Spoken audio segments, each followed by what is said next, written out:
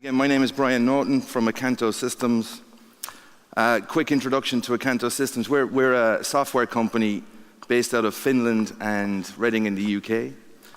And we've just launched with our partner IBM a new service lifecycle management solution that we're very happy with. We think it's pretty unique and very cool. But for this session, my plan is I've set myself the goal of not having any slides with boxes and lines on it. So I'm not allowed to present any technology or architecture slides. That's really my kind of goal, right? Just to see if I could do it more than anything else, but hopefully also not to bore you too much.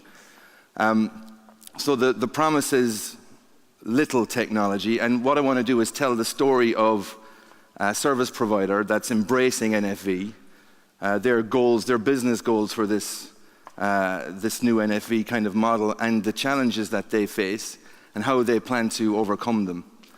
So I'm gonna rather than tell you or teach you about technology and products and stuff like that, I'm gonna put the presentation into the context of a customer and their business problems and goals. Okay, so here we go. So this factory model that I mentioned, this new service provider plans to bring lots of new small products to market. So the whole business model they're based around is bringing small things to market, targeted really at niche customers. So the famous SME market is where they're focusing with the goal of getting these small companies hooked on small products that will then grow revenue-wise with those companies as they grow themselves. So again, the goal for this company is to build a factory of many small services rather than 4 big services that are kind of meant for broad markets. And within that service provider, so at this point I probably have to apologize for the gratuitous use of animation and silly names, but I didn't have any boxes and lines. So the service provider in question is a new company called King Comms, and within that service provider, we're going to focus in on 2 of the key players that are involved in bringing this factory of new products into being. Right? So we've got, on the left-hand side, we have the service engineering community. On the right-hand side, we have the operations community. Okay, so aptly named Jack and Jill for anybody who understands where that's come from. So what we'll do is take you through the challenges that these guys face to bring this new model into being. So King Comms, it sounds cooler when I say it actually on stage. King Comms are bringing a new product to market, a new enterprise. In this case, it's an enterprise comms or voice offering, but it could be pretty much anything. But the whole point of their business model is that they're targeting small companies at a very cheap, low cost, with a very cheap, low cost version of this service. And then the plan is to get them hooked on these feature functionalities, and as they grow, scale the product and sell them more stuff as appropriate. And that's the whole business model. And this business model is what I've been hearing from customers over the last 3-6 months in the context of why are you doing NFV, right? So it's all about a long tail of small services that may or may not work, but hopefully they will, rather than, again, 2 or 3 large services that must work. So, for this, and this is kind of the key slide for the whole presentation, really. So from a business perspective, so I want to start with business requirements and then start mapping it down to operating requirements and kind of why you need various technologies. But from a business perspective, this new product, targeted at very small companies, must be brought to market for pretty much zero, or as cheap as possible. And it must be, even more importantly, operated for pretty much zero. So when it's running, the cost model must accommodate that business model. Equally as important, as these customers grow and their demands for comm services grow with it, we need to scale this product appropriately, right? So we need to add new features, we need to make it more scalable, more performance, and eventually, on the right-hand side, we need to deploy a proper enterprise product that can support this business needs, right? So there's a lot going on here. The cost model must be predictable for this business to be viable, going from a very small product all the way to a large enterprise product that scales with their customers' needs. All right? So just to recap, this is really important. So the biggest cost usually in bringing a product to market is ongoing operational maintenance, right? So if you think about what I'm saying, the ongoing operational maintenance of the small thing, and the other business requirement is I need a long tail of small products that may or may not stick, right? So I have to start with an operating model that's pretty much zero, that scales in a predictable way as you scale the product. So I hope you'll agree, this is the goal of NFV, or at least one of the major business goals of NFV. All right? Okay, a more gratuitous animation, but so that is a key goal driver for NFV, and I heard this through the conference quite many times, but NFV has made the world slightly more complicated, or a lot more complicated. I now have a lot of moving parts, more infrastructure platforms that are very technical in nature, a lot of interconnected services that are dependent on each other, and so on. And when something goes wrong, it can be very, very difficult to resolve those issues that can impact service, right? So there's more stuff to do, right? So if you focus in on Jack and Jill for a second, so Jack, don't forget, is the service engineer. His job is to technically bring this product to market.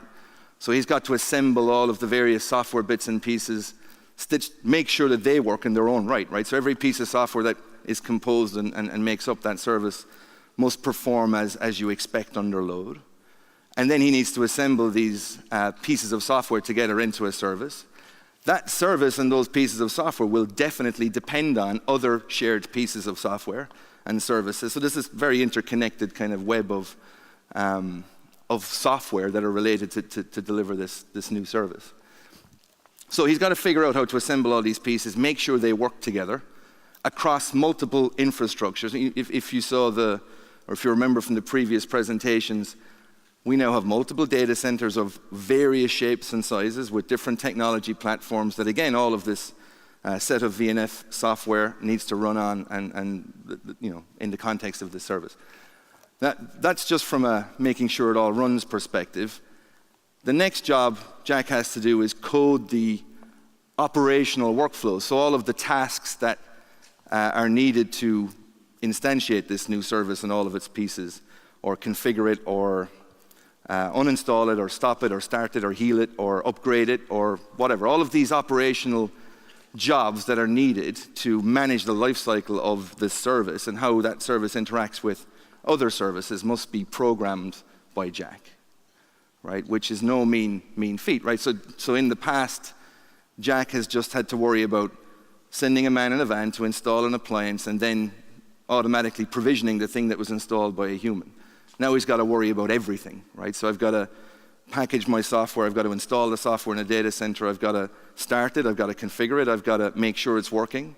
If it's broken, I've got to heal it. All of that needs to be done in an automated fashion, or that business model we discussed at the beginning isn't viable. All right, so that's, and again, quite a big deal. Worth noting that all of the tools that Jack's used before to code these workflows have really been based on tools to automate or coordinate manual activities, job packs for installing stuff, so workflow engines and things like that. I've already mentioned heterogeneous VNFs and infrastructure. Again, very distributed environments. It's a complex task for Jack to figure out.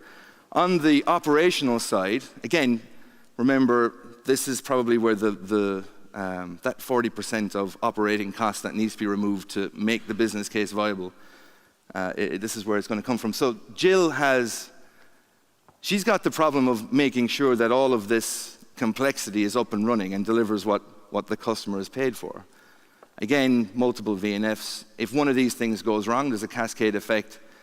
In order to diagnose problems, she's now pretty much got to be an expert in an enormous amount of technology that she never had to be an expert in before, right? So diagnosing problems in this very complex, very distributed environment is something that needs to be resolved very quickly to achieve that business model goal. So that's just from a fault perspective. Things like patch upgrades. Again, this is a software world. In the software world, and we saw this from Google to a certain degree, this, automating these jobs and these lifecycle tasks is kind of commonplace. It's not a new thing. But rolling out patch upgrades is one of the key use cases we see from virtual EPCs, right? So it's quite a large application that has a lot of moving parts that need to be upgraded and maintained constantly. Doing that in an automated fashion on a weekly basis rather than a yearly basis where you're afraid to touch anything is quite a big deal.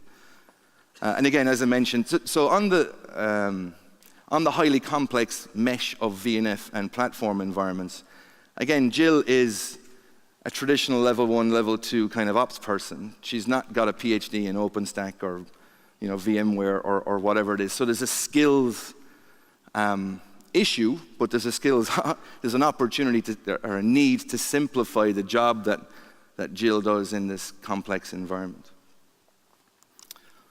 Okay, if I click this again. So I think I've probably labored this to death, but if we're not careful, if we don't provide tools that simplify the job for Jack and for Jill, on the design side, the complexity will slow things down to the point where it's, again, if you remember the long tail of services that are constantly being brought to market, will be stifled by the complexity of just testing and bringing new things to market. But from my perspective, on the right-hand side, once you've got services up and running, it's the ongoing maintenance of those operational use cases. When something goes wrong, something needs to be upgraded. Servers go down for maintenance, but you need the service to stay up. In a complex environment like this, that's where there is the potential for costs to go completely out of control. So it needs to be, again, tools need to be provided to simplify and automate as much of that as possible. So, actually I lied, there is one kind of pseudo technology chart. But so what do Jack and Jill plan to do?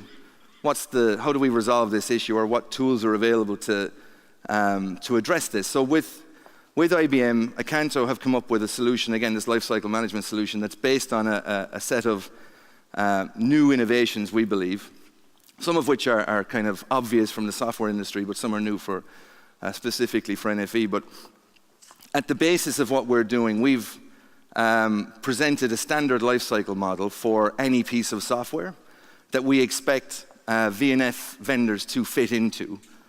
So this standard lifecycle model, again, this is not rocket science, but it's a standard way for telling a piece of software to turn itself on, to configure itself, to turn itself off, to uninstall it, just kind of standard stuff. But the point is, it's a standard and everything needs to comply with it, and then everything looks the same from an operational point of view to the world above it. With IBM, in particular on the enterprise IT side, there are a huge amount of tools that are already addressing a lot of the issues that we've seen from Jack and Jill, right? So if you're familiar with DevOps, if you're familiar with all the other kind of cloud native buzzwords and so on, but there are many tools already available that address the majority of the life cycle. So this chart represents a set of tools we've brought together with IBM to address the day zero use cases of onboarding VNFs, testing services in an automated fashion, creating development environments and so on, all the way to the day one instantiation of that complex service, and more importantly, the ongoing maintenance thereafter, so healing things, upgrading things, and so on. Because we have this standard life cycle on the left-hand side, the tools that we've put together for managing this end-to-end life cycle can achieve huge amounts of automation, right? So because we've made everything look similar from an operational point of view, we can then make massive assumptions on how to automate the more difficult use cases like healing and upgrading in particular. And kind of the final innovation, I guess, from our perspective is we have been required, I guess, if you remember the business case, to come up with a simple way for Jack and Jill to program this end-to-end life cycle, right? So to come up with a way to simplify how Jill in particular manages these healing scenarios and upgrade scenarios. So an intent is again a buzzword I've noticed at this event, but we have an intent-based engine at the heart of our solution, which is very analogous to Google Maps, which is, I guess, appropriate after the last speaker. But so this allows Jill to basically type in a destination for the service she's working on. So that could be turn it on because I've got an empty data center, or it could be a problem has happened, and the intent engine will figure out how to route Jill or the tasks that are needed to be fulfilled to bring that service back into an operational state. Or she might want it to be at version 2, and the intent engine figures out on her behalf how to, all of the steps that are needed to happen to make that work. And the outcome of these three capabilities is a dramatic, a significant increase in automation that, again, is designed to address those original business requirements at the very beginning. And more gratuitous, just to kind of labor the point, more gratuitous videos and animations. But and you can see this in the exhibition hall, but from Jack's perspective, we're leveraging enterprise IT tools to automate the environment and to simplify the environment that he needs to deal with to bring these VNFs and services to market. Automatically spinning up development environments that he can use to test VNFs and test services and so on, which is quite a significant innovation from where the industry has been. You can see on this, I would ignore what's going on, but you can see a lot of automation and a lot of certification. From Jill's point of view, again, she can interact with the sat-nav to program what she wants that service to look like based on her point of view. So if at some point you'll see an error appear, and the system will then spot an error and figure out how to heal that on her behalf. So in that case, she actually does nothing if she's comfortable with the system behaving in that manner. Or she can steer the system in a way that's comfortable for the service she's working on. And I think that's it. Yeah, so you can see on the left-hand side the engine is figuring stuff out. And that's it. With that, I didn't want to, hopefully I didn't do any boxes and lines or any technical architecture. I think I was true to what I said. Please come see this stuff in action, but also my colleague from IBM, Dennis Murphy, is speaking, I think, at 12:20, so he'll go into the boxes and lines and the techie stuff. Thank you.